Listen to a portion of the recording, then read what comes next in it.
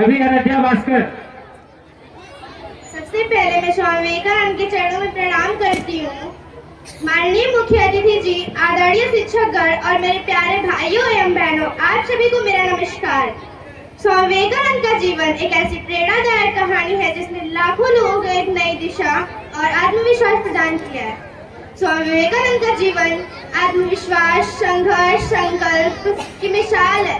आइए उनकी कुछ जीवन की महत्वपूर्ण बातों को एक कहानी के रूप में समझते हैं। स्वामी विवेकानंद बचपन में बड़े शैतान थे। उनके माता पिता बोलते थे, कितना खेलता है रे, पढ़ता नहीं है। उनके घर के आंगन में एक चंपा का पेड़ हुआ करता था, जो उसकी डालियां से कमजोर हुआ करती थी, तो उसके मित्र और नरेन जो होते उसको लटकते थे। समझाने में मानते नहीं थे, तो एक दिन पिता ने बुलाया, बोला इधर आओ और मैं चाल चलता हूँ। तो बताया कि चंपा के पेड़ में एक भूत रहता है, जो उसकी डाली को तोड़ेगा वो तेरी गर्दन को मोड़ेगा। सारे बच्चे डर रहे हैं कि अगर हम उसकी डाली को तोड़ देंगे वो हमारी गर्दन को मोड़ देगा, मतलब मार देगा। सारे बच्चे वहां से भाग गए। अगले दिन अरे फिर वहां पर उसे डाली पे खेलने लगे। बच्चों ने बोला कि अरे तू क्या कर रहा है, तुझे पता नहीं कि उसमें भूत रहता है, तो अगर तू डाली को तोड़ेगा वो तेरी गर्दन को मोड़ेगा। स्वामी ने क्या बोले कि इतने से खेल रहे थे, कुछ हुआ नहीं हुआ, अगर होना रहता भूत होता तो गर्दन तोड़ चुका होता।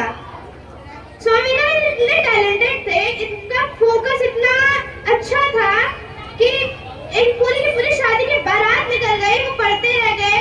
कुछ लोग पूछे उनसे कि कोई शादी की बारात गई है, स्वामी बोले नहीं, मैं तो पढ़ रहा था, मुझे नहीं पता। मतलब इतना फोकस, फैल्कन लाइट था उनका फोकस। एक बार अपने कमरे में बेहोश पड़े मिले। लोगों ने पूछा कि क्या हुआ, उसने पानी दिया, झटका देते हुए उठे, बोले कि कुछ नहीं, मैं तो पढ़ रहा था। तो पता चला कि वो 3 दिन से लगातार पढ़ रहे थे और कुछ खाया नहीं था, तो अनकॉन्शियस हो गए थे। स्वामी विवेकानंद एक बार जब इंडिया शिकागो गए तो एक लाइब्रेरी जाया करते थे। तो सुबह को किताब बोरो करते, शाम को वापस करते, सुबह को किताब बोरो करते, शाम को वापस करते। तो लाइब्रेरी परेशान हो गई थी, तो उन्होंने बोला कि मैं तेरा टेस्ट लेती हूँ, अगर तू पढ़ता है तो बता कि इससे लगभग क्वेश्चन पूछा। स्वामी विवेकानंद ने उस क्वेश्चन का आंसर दिया, बल्कि ये बताया कि ये 2021 पेज से 1421 पेज से आप पूछ रहे हो। वो लाइब्रेरी हैरान हो गई।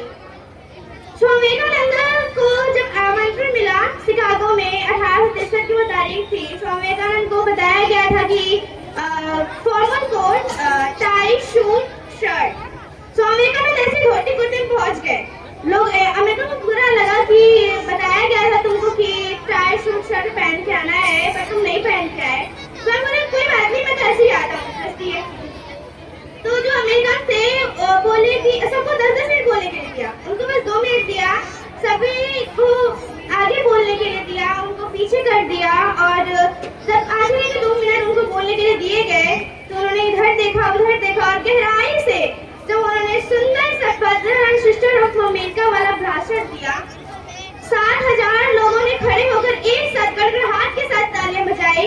ये वो भाषण है जिसने लाखों लोगों, हजारों लोगों को उठ के एक साथ तालियां बजाई, उनको प्रेरित कर लिया। उस भाषण में इतना अपनापन था कि उनके भाषण में बीच-बीच में ताली बजती सन्नाटा हो जाता, ताली बजती सन्नाटा हो जाता। उसके बाद उस भाषण के बाद स्वामी विवेकानंद ने को कई रईस लोगों ने बुलाया। एक रईस अमेरिका के सबसे अमीर थे, वो उन्होंने बुलाया कि आओ, उनकी चर्चा हुई, वार्तालाप हुआ। उसके बाद उन्होंने विश्राम कर, स्वामी जी बोले कि आप यहाँ विश्राम कर लीजिए। तो स्वामी विवेकानंद ने उसे छुआ, वहाँ बैठे और सोचे कि मेरी माँ और बहुत सारे भारतीय अभी भी जमीन पे सो रहे होंगे। तो उन्होंने उसके बाद वो नीचे सो गए बिछा के।